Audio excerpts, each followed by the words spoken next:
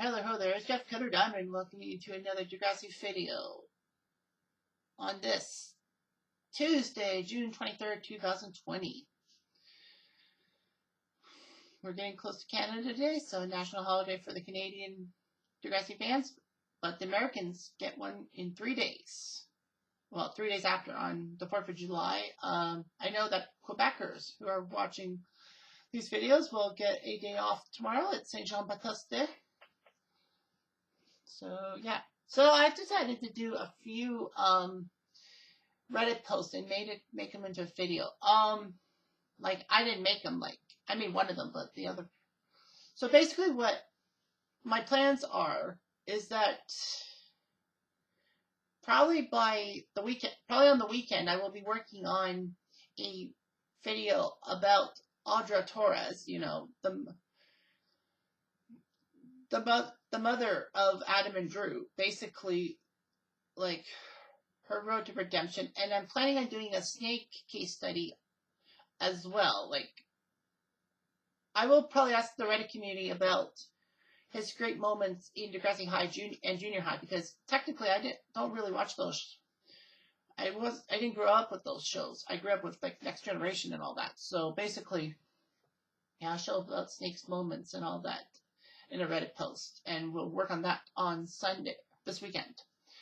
So anyway, the first post I wanted to share was a post I did on Reddit. The post was staff members who could be fill-ins. As I said, being called a fill-in can have different meanings to different people, but were any staff members in the Degrassi era and in any way a fill-in? Characters I can think of in a way would be Radish, Perino, Pill, Shep. Simpson, I wouldn't say he was a fill-in. He was either over or under reactionary. So basically, I got some responses.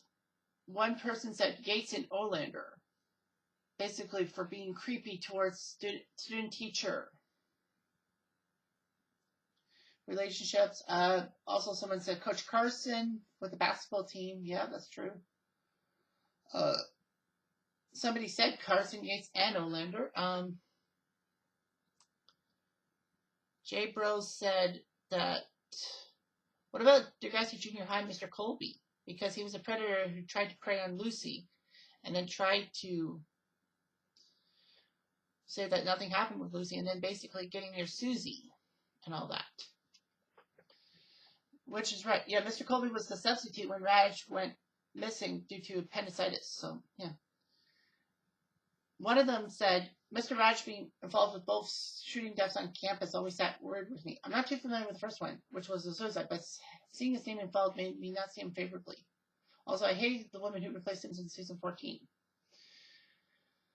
So basically, yeah. So people are talking about Yates, Olander, and Carson as being villains, in a sense. So yeah, I know my perceptions of villain is basically as staff member who wasn't really that great towards people.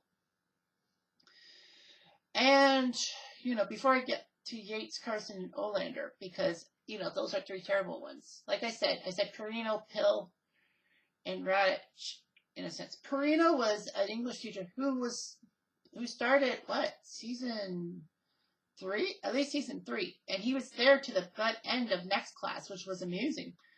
Mr. Armstrong, I know, was there from the start, but Mr. Armstrong, I never thought anything bad about him. Well, basically, yeah, Perino was being a little bit bullied like Derek and Danny. And then basically Simpson stepped in and told Perino that he shouldn't do that. Perino is a no-nonsense teacher. I know, but Perino basically has his issues and all that, but that's okay.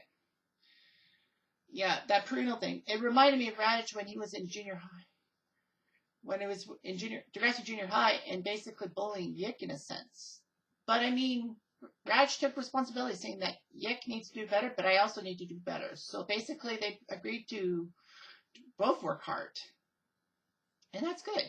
I mean, Radich is a villain. I don't completely agree with it. I mean, you know, the school shooting, you know, the Rick Murray situation, it wasn't completely all his fault. Yes, he ignored Rick. Yes, he didn't do anything to help Rick out.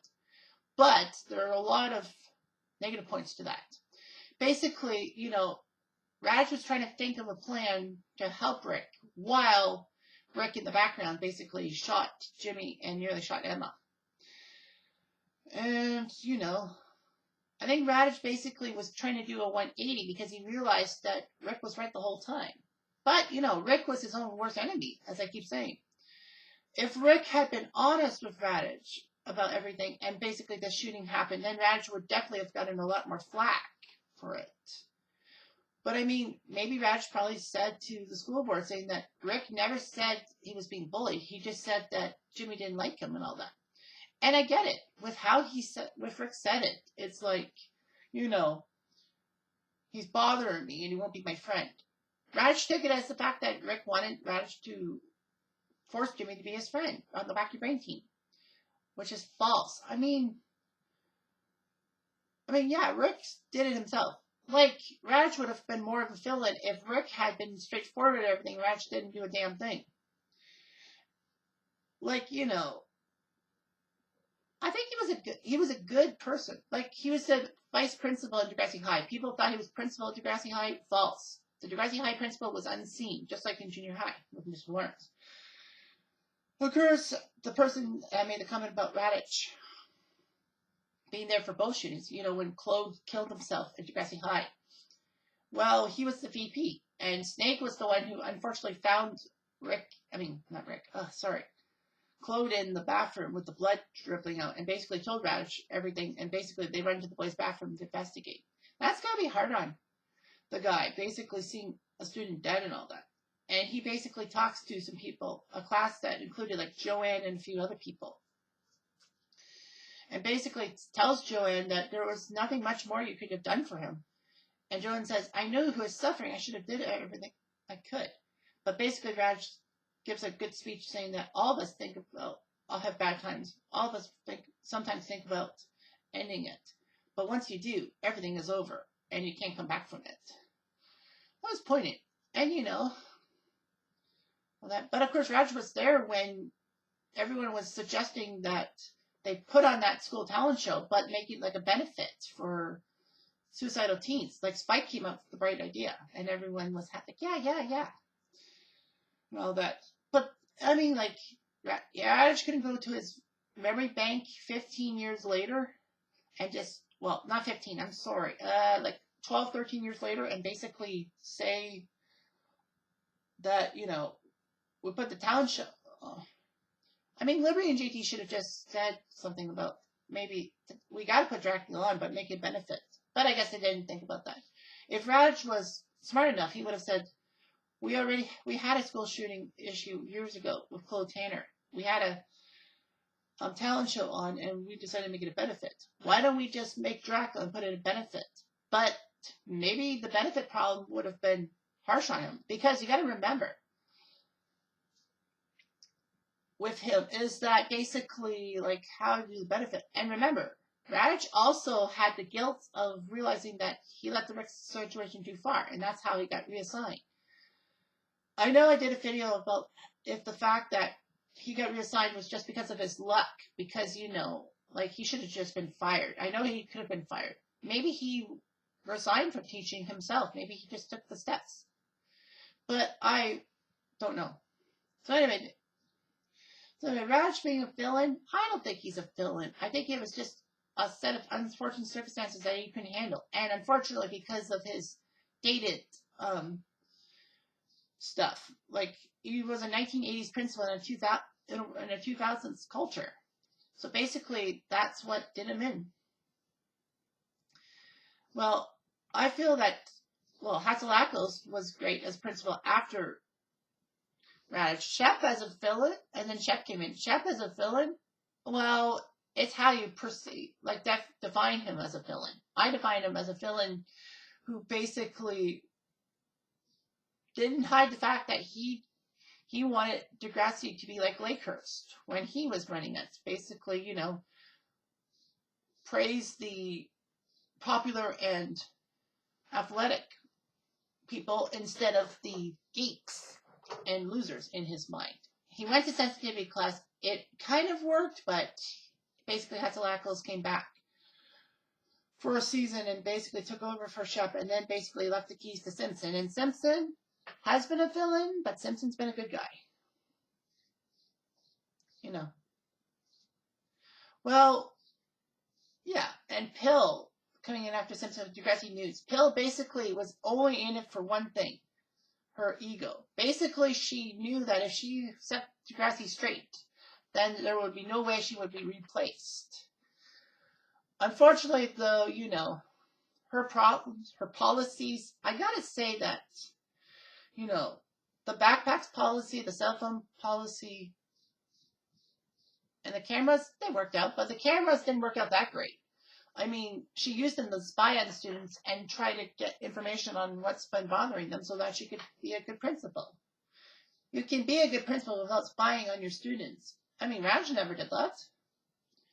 Well, I don't think they have the technology to do that. But anyway, yeah, Hill deserved what she got. And, you know, the no affection policy. I don't get the no affection policy at all. I hate that. I mean, Drew was just making an honest proposal to Becky, and he gets in trouble for that. And basically, yeah, it was Drew's mom. It was Mrs. Torres who basically pushed Drew to do something for the school. I mean, Drew was actually going to take his lumps. But what I think is that Audra really realized that Drew might have not been kidding. Maybe Drew said something about Pill's policies, and she's like, now that makes sense. Drew wasn't lying. So basically, her as part of the school board, she wasn't like a major member of the school board, but she could basically tell the heads of the school board what the school was really like under Pill's care and all that. I feel like she was responsible for why Pill was dismissed, in a sense. But I mean, I think maybe they were just waiting to see if Simpson had done something wrong, which he didn't completely do. So they said, well, we're going to get Simpson back. And Pill basically was trying to get enough jobs so that they couldn't get rid of her. But she overstepped her boundaries, and that's what cost her dearly. And I think that the school board was going to get rid of her, but then Mrs. Torres basically said something, and basically that was the last straw. Yeah, and what about the villains being Coach Carson, Mr. Olander, and Mr. Yates? Yep, I say so too. Predatory stuff is not cool by any stretch. So basically what you got is that Coach Carson, I believe, was the basketball coach before taking over for Coach Armstrong. And he saw Casey and basically had a bond with him. Casey, of course, having troubles with his parents and all that and living in a group home. He trusted Coach Carson, and basically Coach Carson took advantage of Casey. He even showed a gun to Casey, forcing him at gunpoint, some kind of prostitution or something, I don't know. So anyway, Casey brought the gun to the school.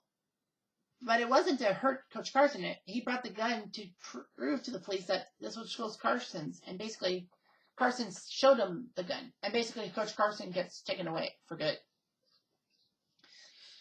Mr. Yates, well, yeah, taking advantage of Tristan.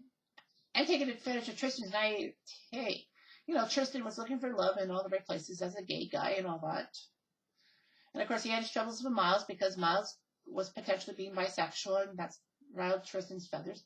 But Maya knew that it was illegal and all that. And basically that Mr. Yates was the bad guy. Tristan probably thought that she was going after him, not Mr. Yates. But yeah, Maya was trying to do the right thing, and Tristan got pissed off and basically made Maya persona non grata. Unfortunately, yeah, I mean, Tristan overreacted. Maya did the right thing. I feel that, you know, Tristan kind of has a weird characteristic that make him one of the worst characters of all time. It's not because he's gay, it's because of his condescending natures. And what about Mr. Olander? Oh, yeah. He was a student teacher who was in Paige's yoga class. Basically, Paige fell for Mr. Olander, and they have some kind of relationship. Of course, Olander is the student teacher doing co-op at Degrassi, and basically, you know, he has a relationship with Paige that Paige actually likes and all that. And it's like, why would you want to be with Mr. Olander, Paige? Of all people. And then you know, Paige basically is called out by Manny. Basically, Manny tells everyone that Paige and Mr. Olander are having some kind of relationship. And basically, Paige is upset with Manny and all that. And then Paige, for some dumb reason, decides that she needs to get out of this situation. So she wants to leave media immersion class, which Simpson says is not good because your grade 11 credits actually count towards college. And then Paige says, I'll transfer. And Hatzlackle said, you can't. It's May. It's too late to transfer. You'll probably fail. Paige says, I don't care. Why can't I do this? Basically, yeah. It's like Paige is defending Mr. O? What the fuck? Did Mr. O basically tell Paige to cover up for him? That is just sickening. But Mr. O decides to take responsibility and basically say that everything was my fault and all that. Of course, he gets canned from teaching, and basically he said that he can now date Paige because, it's not a student-teacher relationship anymore. And Paige agrees. But unfortunately, Mr. Olander returns for the Yukon a changed man and doesn't want Paige involved. It's like, what the hell, Paige? Well, he's a jerk for taking advantage of a weakened Paige. Because everyone's like, well, what was possessing Paige to do that? Well, basically, she had a terrible season 4. I mean, when you look at season 4 as a whole, and basically it's the season of the Rick Murray timeline. I mean, Paige also had a very important thing in season 4, as did Craig. But I mean, Paige had her rape trial go to court finally. And then, unfortunately, even though Paige makes good testimony, because of lack of evidence, Dean is let go. Dean admits the rape and obviously tells Paige that something's wrong if you want to hook up. I mean, Paige, going back to Dean, but Paige just wants everyone to realize that Dean's a bad guy. Paige crashes Spinner's car into Dean's car and basically, confesses everything. So she gets probation and she has to do community service, blah, blah, blah. She pays for Spinner's car. But unfortunately, Spinner is not faithful to her. Spinner basically hooks up with Manny for some dumb reason. I don't know why. So basically, Paige is upset that her relationship with Spinner has gone down the tubes, and then she tries to find somebody she likes. But of course, it's Mr. Olander. She wasn't the best. And you got to realize that Paige also had the nightmares of Rick coming back. I mean, yeah, Paige is a villain in a sense, but I don't think Paige is that much of a villain. So anyway, yeah, so those were staff members who could have been villains and all that. It's kind of an interesting concept. But anyway, that's it for this video. There'll be another video coming up shortly.